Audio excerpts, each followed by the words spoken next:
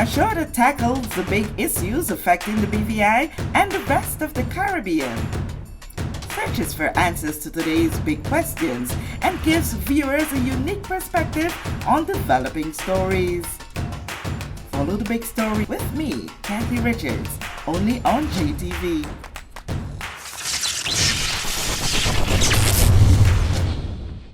This show is brought to you by the National Bank of the Virgin Islands, Colonial Insurances, DG Cell, Delta Petroleum BVI, Cyril B. Romney Tortola Pier Park, and the Gumptions Experience BVI.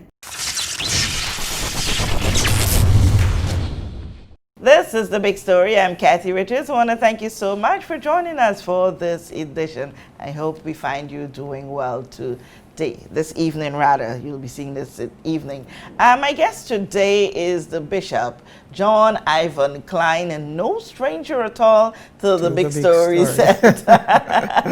Well, but the thing is that we admire with the Bishop is that you're always willing to talk on any matter of concern, because you know for a fact there are persons out there who share the like sentiments as you, but do not find the will to come on a public forum to talk about it. And so those persons need a voice, and you stand in ever so often on that side. How are you today? The beards are white.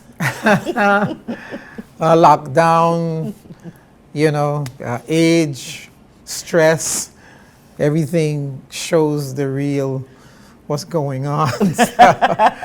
I'm doing well, actually, and as you said, as I think for the longest time when people try to pigeonhole you into just your religious capacity, but have understood over the time and by the platform I'm afforded here that I'm also a businessman. I have much invested in this country, so I can't be limited to that. Pastor Claude Klein some weeks ago in our church preached a message, God is too big for the church. Mm-hmm. So you need to go beyond the you need doors to be beyond and the the four walls. walls. God is not just for religion. He's created all this nature and environment and businesses and gives opportunity. The Bible says the Lord who gives power to get wealth. Yes. So if you want to just pitch God in praying, then you've missed God totally. So I don't want to miss God. The biggest thing in Scripture for those who believe in the Holy Bible is faith without work is dead. Dead. For me, that's the biggest thing that is said in the Bible. Huge, huge. So we can't just sit and pray. You have to watch and pray. And watch doesn't mean look on. It means work. You work. It means actively participate. And at the same time, you invoke God's help and presence in what you're doing. And so you take the example of a security guard who watches. He does not just stand there and look. He's actively involved in the protection. And so you are actively involved in what's happening in our country, and the most recent discourse that is belling at all levels right now is that of work permit holders and those who are locked out of the territory. We want to be moving from stages to this, because you don't want to be harping on just, to see if this body is being discriminated against that body. We want to go beyond that to see how best we can pitch ideas so that we can all come together and have our governments and the peoples work together to ensure that we achieve what is best for the government, who's the people. Yes. No, I agree. It's one thing to complain. One thing is everybody has problems. Can you find solutions? The problems are glaring and hitting us in our face from an economic standpoint, from a national standpoint. But what are the solutions? And I think that the work permit issue, for me, highlights from where I sit and where a lot of people sit, the lack of planning on government's part.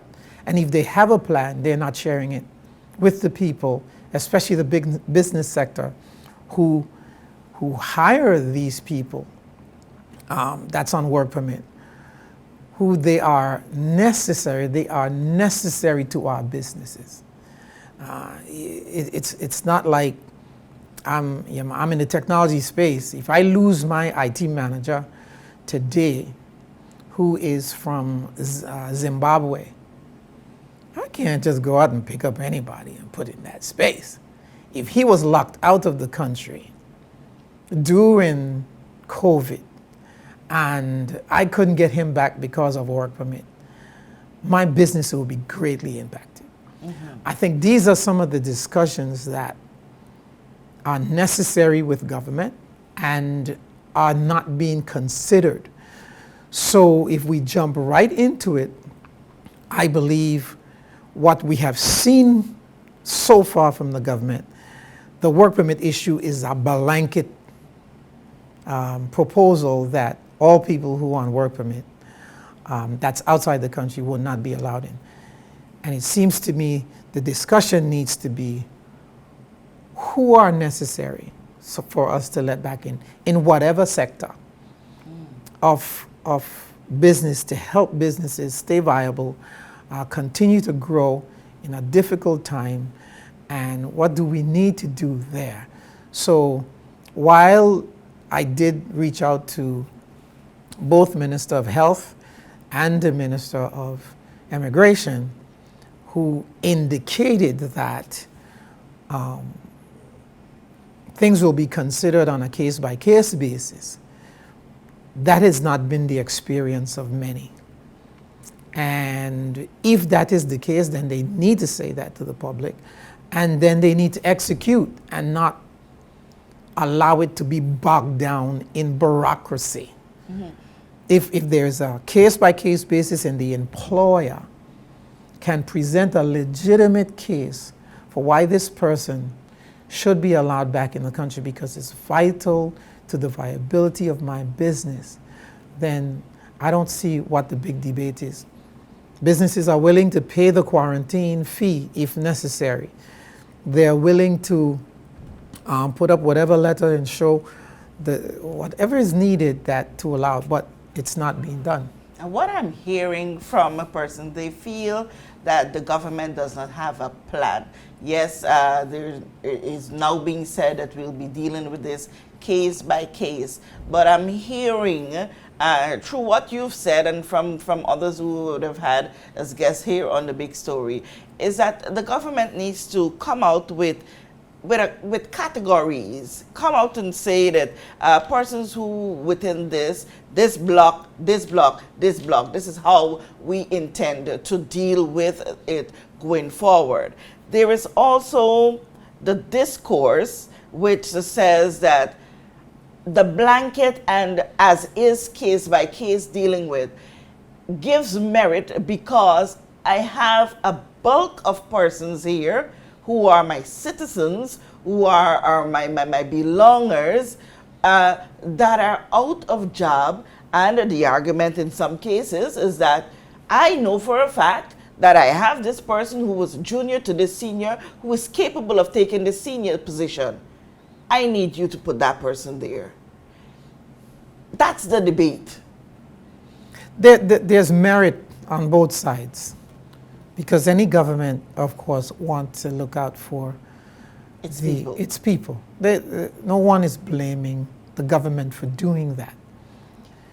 I believe, however, that it must be done in a way that considers what private industry needs versus what the BV Islander nationals can provide, and also the balance of people's lives, because there is a personal, private lives. When you have someone living here for 15 years who has an apartment or a home, they have children in school, and they went out.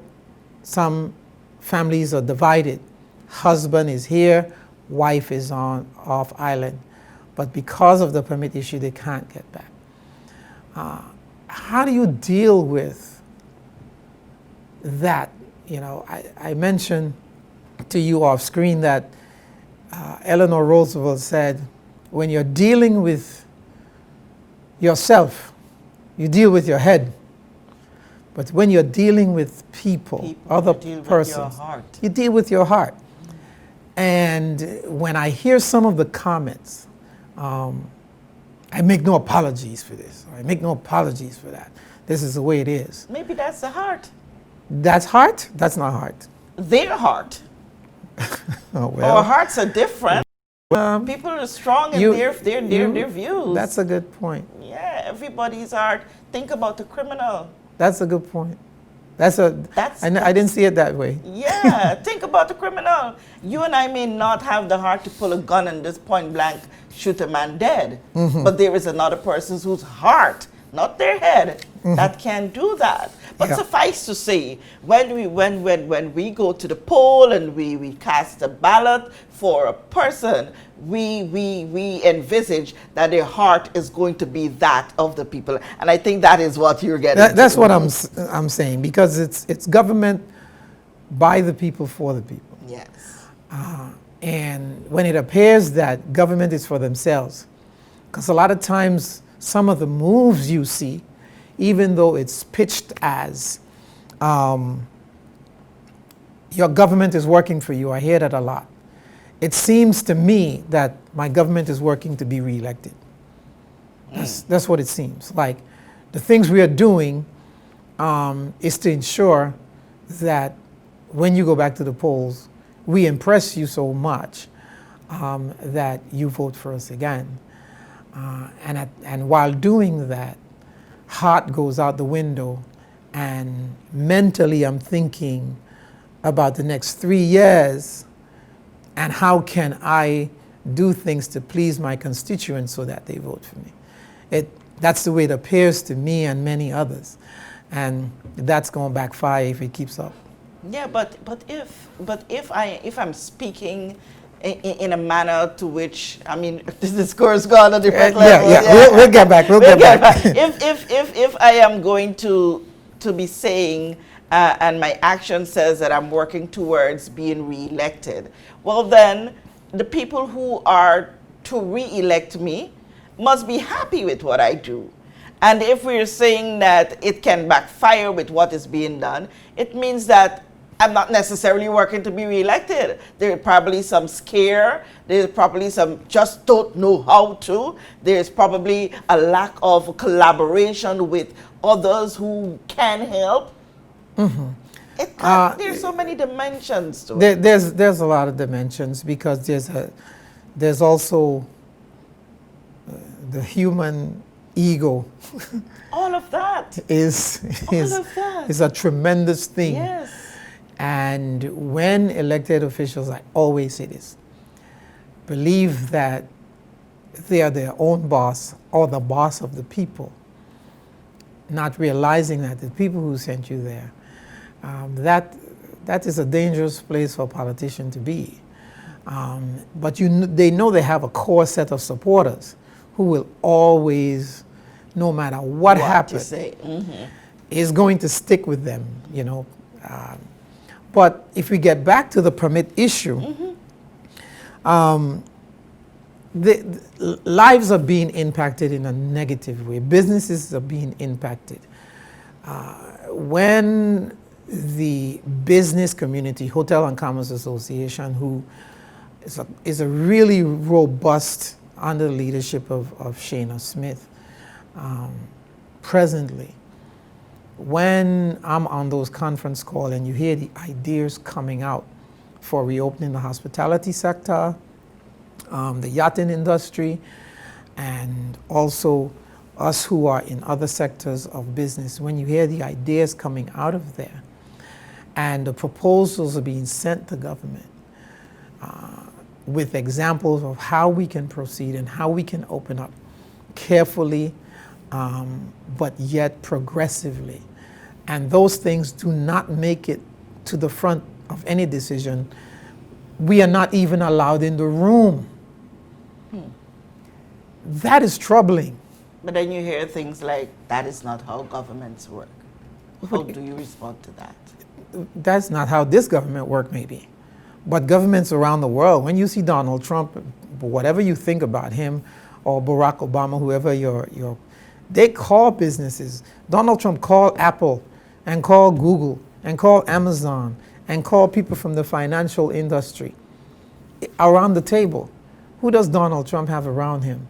He has CEO of this company or ex-CEO of that company.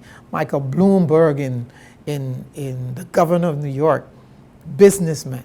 And if you don't have business people at the table, you don't have any in your cabinet, that's a problem, right? It takes a businessman to do that. It's a problem because it shows the mentality of our electorate that we just elect, sometimes we elect people we like. But be that as it may, that's who we elected. But have the ability then to bring businessmen and women around the table to say, here's what we plan, what do you think, and what do you think is the best way forward?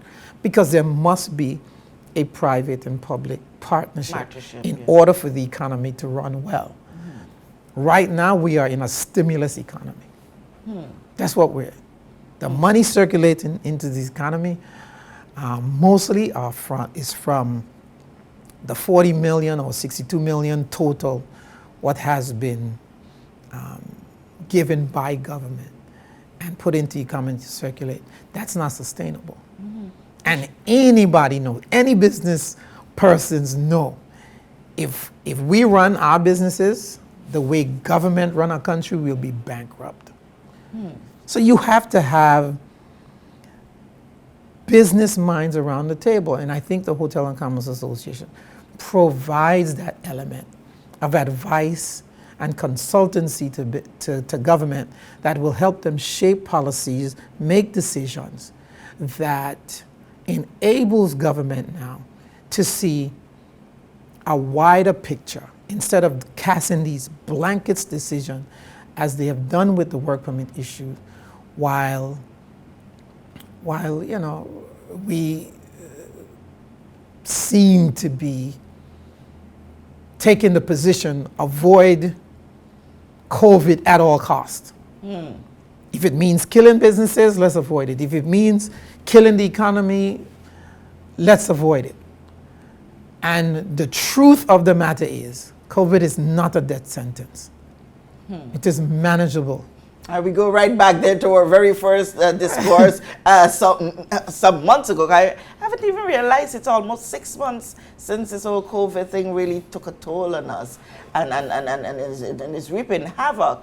But in the same light, as you walk through the streets and you drive through the hills and the valleys of the Virgin Islands, reflect back to 2017, immediately after the hurricanes, and bring yourself back to now.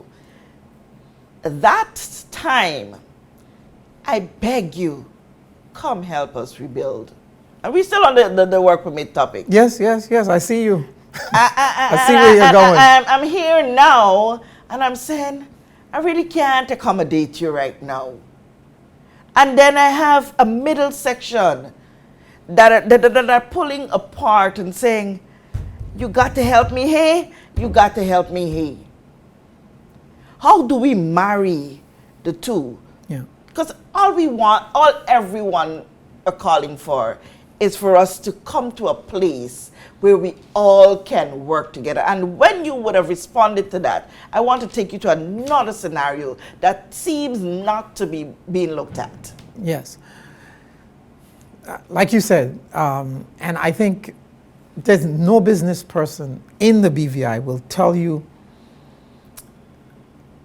that the expatriate community, the work permit holders, non-belongers, serves a vital role in our community. Government even have to admit that. They pay taxes, they rent homes or apartments. That helps people to pay their mortgages, maintain their lives. Maintain their lives. They shop in our supermarkets. it is population that drives economies. If you don't have the population to support businesses, then your economy will shrink. And we have grown so much that we can only shrink that much before we go into crisis. So to say, we want you when we want you, but when we don't want you, you're disposable, without some measure of balance, and saying, and listening to that middle voice, as you prescribe, which I imagine is the business sector, to say we have legitimate needs. So while there's saving lives, COVID is screaming, while there's government trying to manage the spread, community spread, and responsible for the well-being of the whole country, there is balance. And then you have those lives are saying, don't do this to us. Don't do this to us. We are here peacefully. We pay our taxes. We rent your homes. We help you build your streets. Get your lights back on when you need it. Marry your men and women. We do all of those things. We help to show up your financial banking, private banking. Don't do this to us, right? Tell us how we can re-enter society, but don't just lock us out. And I believe that that element is what's missing. There must be heart as well as head, okay? Follow some of the science, but don't become a slave to science, because not the whole science does not apply here, because we have done a good job. Beautiful job. We've done a good job. Beautiful job. You know, in keeping the spread of this down. We need 5-star. If that's the high, we need 5. We got category 5 plus, or we got 5-star plus. Absolutely. Containing it. But because we have done so well, it gives us the opportunity now to be particular and specific in how we open. Because we have contract tracing abilities because of the quarantine. We have put doctors in place to help us just in case. We have managed to pretty much get people to comply with the measures and protocols of mask and distancing and numbers limits and so on and so forth. We have done what we should do, and that's why we are here where we are, both government and private. So now, if there are people who are outside that needs to come in, whether it's to rejoin their families, because it's a husband whose wife was locked out, or a wife, vice versa, or a work permit that's needed, then fine, you know. Lawyers and financial services, and this is what I believe government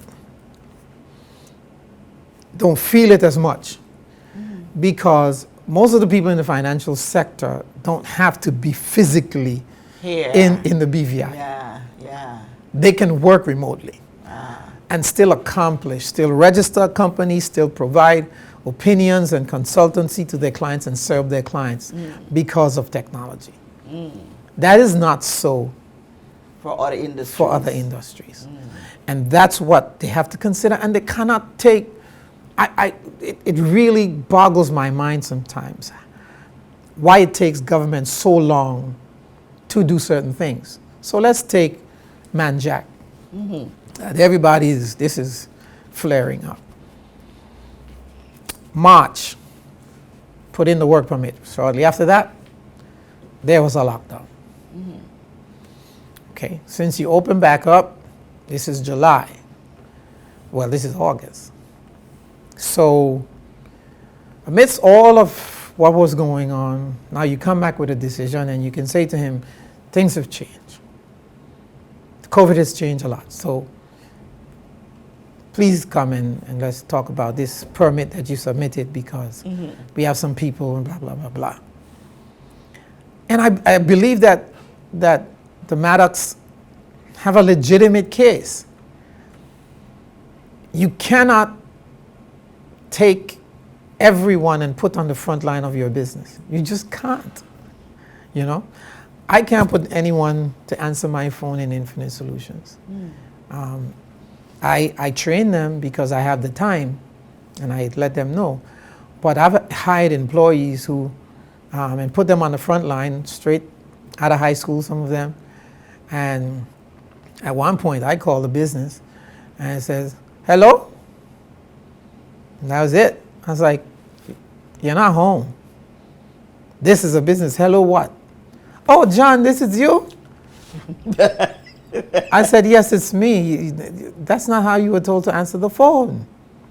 You run the risk of negatively impact your business if you don't have the right personnel. And I commented on their news thing, the 284, where I saw them.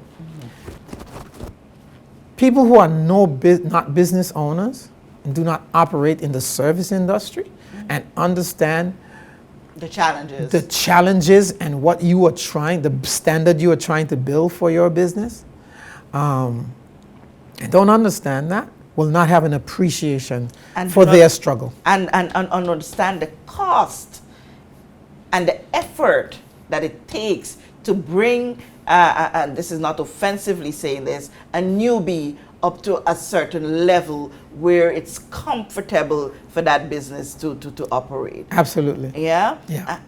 But then I want to be the government in this position. Okay. When it comes to bringing in people and, reuniting and having the business of it. The British Virgin Islands is surrounded by so many other Caribbean and otherwise the U.S. Virgin Islands, our nearest neighbors. And the government, and you cannot fault them for that, looking and seeing what is happening when they would have put forward these very nice reopening plans that everyone is asking them to do. They follow those plans, tweaking it sometimes along the way. Yet, when they do that, they end up in an even worse position that caused them now to have to go back, to pull back. Yes. And I, as the government, like I said, I'm just assuming that I'm there. I have to go back. It costs me 10 times or more the amount in dollars and cents. Sometimes the human resources, it costs me even more, 10 times more. So I do not want to say, because I have no vision as to, or no information from the relevant authorities, the WHO and the CDC, or anybody, to say that come March of 2021, we will see a tremendous decline in the cases of COVID-19. Because I do not have that, I cannot give you a time to say that this is when we can really say we're going to open up and start to go back to before time normal. Now, help me. Yeah, and that is why being careful and being afraid is two different things. We saw what happened in Turks and Caicos. We saw what happened in Bahamas. Those are lessons to be learned. We see what happened in St. Thomas. Those are lessons to be learned. Mm-hmm. So that's not where we are, though. We're at the point where the quarantine measures are still in place. And it's not voluntary. In St. Thomas, it's voluntary. In some of these other places that open, it was voluntary because of the tourism. For us, it's not voluntary. So if I'm going to bring in a worker or a wife to rejoin her husband, it's mandatory. It's mandatory. And we have the measures in place. Now, let's say government says we cannot afford these security measures anymore because it's costing us millions and millions of dollars that we don't have. If you want to come back, security costs X amount of dollars. And if you're going to live in your home with your husband, understand have to. all of you have to stay inside. And if you can agree to that, then come. Come with a pre-test. That where you're coming from, you're COVID-free. When you get here, we will test you again at the airport, both temperature and rapid tests. And 7 days later, we send that test off for a lab confirmation. We test you again and do what they're doing now, right? And then after that, the 14 days, up, you're free, you're allowed out. What's the problem with that? And this is what I'm saying. We have the measures in place. And you do that for a sector that you can identify that are not high risk, that is manageable. And there's a sector of the community that's our non-belongers or on work permit, whether they be the investor who is investing millions of dollars building a villa so that they can come on vacation, whether it's that manager or that lawyer who you told your wife or your husband cannot work because you are the main, so you can come in, you can bring them, but they're not allowed to work. Whether that wife or husband that's been locked out, whether it's that child or person who's been away but their employee need them, there is a sector of the community. It's not thousands of people. It probably is not even hundreds of people. Yeah. You know, that you can easily manage. If you did it for belongers, You can do it for. you can do it for this sector because much more belongers came in. I see belongers here who don't even live here. Their home is not here. But I'm not saying exclude them. You can't. No, yeah. Right?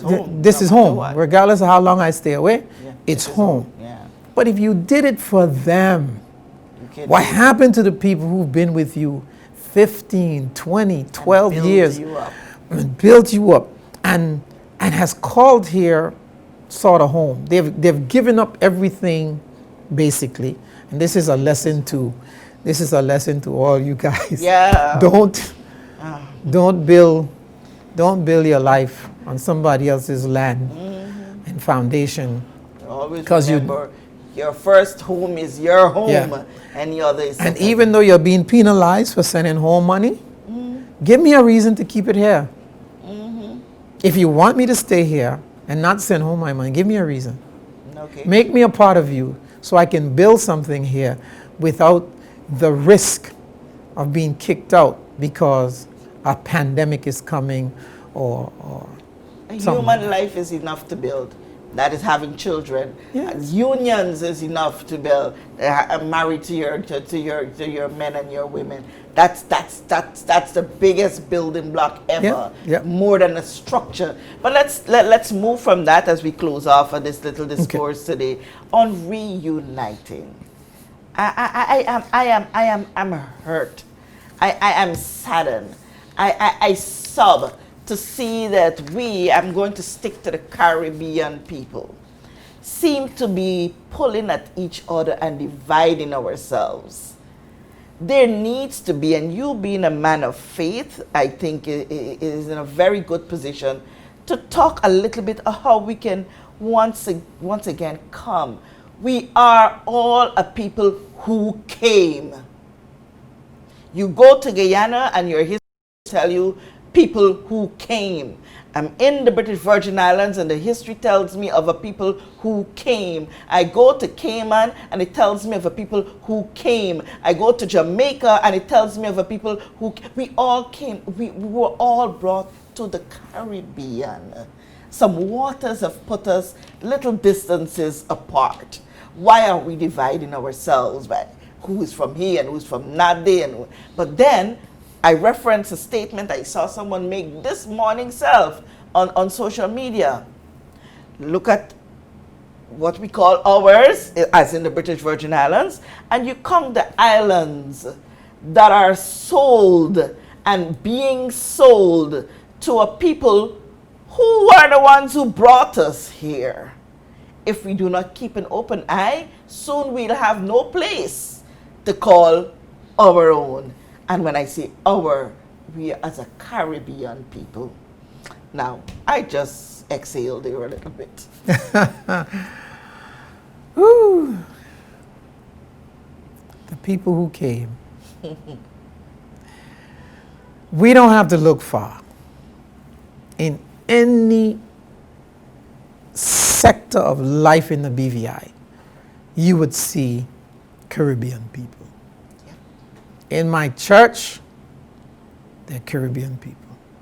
The leadership from the top to the bottom, from my leadership tier straight down, from Trinidad to Antigua to you name it. In my business, as many people as I have from the BVI, they're Caribbean people. If I go to the social aspect of life, the people I interact with, they're Caribbean people in the mix. If you go to other businesses, the business community, there are Vincentians there. Take somebody like Finley, or who's built businesses here. You take Meridian, who's built businesses here, marry into BVI Islanders. It's undeniable, the contribution. And you see, this thing keep coming up, because it came up during the election. Yes, right? Yes. So it's time that we recognize that even though they are indigenous BVI Islanders, that we are who we are because of the contributions of our Caribbean brothers and sisters. And they must be treated with human dignity and respect and given due consideration, even in times of crisis. The true measure of a nation is not just how they stand in times of the limelight. Where do you stand and treat your people in times of crisis? And right now, based on what I'm hearing, there is a level of injustice and lack of human decency and anti-family rhetoric and consideration when you're going to put things in place that erodes the very fiber on which your community is built, and that's family. When you leave a husband out there and lock his wife out, a man with needs, to say, wait until your wife come back, we can't tell you when it is, and expect him to not wander, or when you leave a wife to just struggle. I had to go to the bank with a lady just yesterday because her husband is not around and she's struggling. The bank is calling, threatening her. We're going to come in and take this. I said, the bank can't do you nothing, But they will put things on people. I sat and I watched grown men cry about the pressures that being brought upon them because they have no work, because hospitality where they work is shut down. Grown, proud men cry because I can't be a man because I can't feed my family, and there's nothing else being offered. And when you see all of that, and you can still take a position and allow a virus to dictate your life and not put your collective intellect together to come up with a way based on whatever data that's there, the science and human decency and what is good for the good of all people that resides here and belong here. I think when you can't do that, I have to question leadership. And in no way we are attacking the government. No. In no way we're trying leadership to degrade or pull down anyone, but it's just to lend a voice to have a rethinking, a new and developed approach. Yeah, I think, government, they know me. And I don't attack people I attack policies and practices. And I am not going to remain, I've been off the scene for a while and people meet me all the John, we hearing you happen. Yeah, me Is too. it true? You're sell out or something like that? You're No. bought. I think I lend my voice when it becomes necessary. And I think this is a necessary discussion that we must have in consideration of those who live among us, who have made such contributions. So I would urge the government to rethink their position. And my recommendation would be, since we're talking about solutions, is look at different sectors of people, not even industry, of people, groupings of people, family people that can be reunited with their family. Investor people who can be on what they call the bubble islands. And they need not interact until after the 14-day people. Permit people that are essential to our businesses, right? You look at those kinds of people. We understand the first set of people to be excluded are people who have a work permit or had a work permit, your area is closed down, you cannot seek new employment at this time, or if you're applying for new employment, not at this time. Okay. We shut down that. But there are a sector of people, I believe that they can give rapid, and I make this, I underline in bold letters, rapid consideration to. It should not take another 6 weeks. Okay. Bishop CLINE? Yeah. And if you do that, well, I'm done. If we do that, I believe that we would have, as a country, show that we are bigger than what people are now making us out to be. And we are better than that. The BVI is better than that. We are better than it. We are a better people. Yes. Bishop CLINE, I want to thank you for your time. This has, to some extent, been a kind of emotional one because it touched to the soul of family. Yes. That's a key one. Yeah. And without family cannot exist without economy. Yes. You got to work in order to maintain those families. Yes. I shudder to hear big man crying. Oh, yeah. I shudder to hear that. But on that note, we must go until we have that time again. Yes. Where these doors are always open to have these candid discourse. Mm-hmm. And I want to thank you for joining us for this edition of The Big Story. I'm Kathy Richards.